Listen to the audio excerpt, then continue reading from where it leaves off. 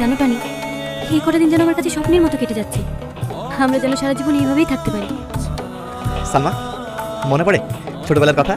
যেদিন আমার আব্বা তোমাকে অপমান করেছিল, তুমি খাওয়া দাওয়া বন্ধ করে শুধু আমার জন্য কান্না করছিলে। সেদিন তোমার হাতে হাত রেখে একটা কথা বলেছিলাম, মনে আছে? আমার সব মনে আছে। ওই সব অতীতের কথা তুলে আমাকে কষ্ট দিও না। চলো এদিকে যাই।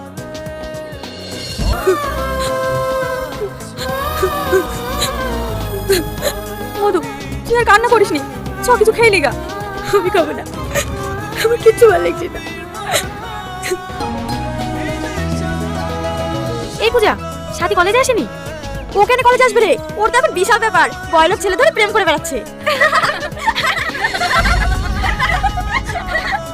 কি? কেন, তোকে কিছু বলেনি? তো তো খুব কাছের বান্ধবী। তোরা মিথ্যে বলছিস। সাথী প্রেম করবে না আমি জানবো না? আমি জানি তুই আমার কথা বিশ্বাস করবি না। বিকালে মেঘনা পার্কে যাস, তাহলেই সব দেখতে পাবি।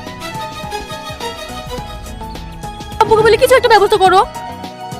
আরে তুমি অত টেনশন করছো কেন? আমি আব্বুকে ঠিক রাজি করে নেব। তোমার কোনো কথা আমি শুনতে চাই না। তুমি যত তাড়াতাড়ি পারো তোমার আব্বাকে রাজি করে তোমার বাড়ির বউ বানিয়ে নিয়ে চলো। আচ্ছা আচ্ছা ঠিক আছে, আজকে তোমাকে আমার আব্বার কাছে নিয়ে যাবো। এই সত্যি? তোমার আব্বার কাছে নিয়ে গিয়ে কি বলবা? আমি আব্বুকে বলবো, এই আমার ছোটবেলার ভালোবাসা, একে আমার জীবনের থেকেও বেশি ভালোবাসি। আমি একে বিয়ে করতে চাই। তুমি বলো আমাদের কবে বিয়ে দিবে? কি? কি ব্যাপার, তুই এখানে? কে এটা সালমা? ইয়ে আমার বান্ধবী। ও আচ্ছা, হাই, আমার নাম টনি। তোমার নাম কি? ইয়ের নাম সাথী। Just Tony.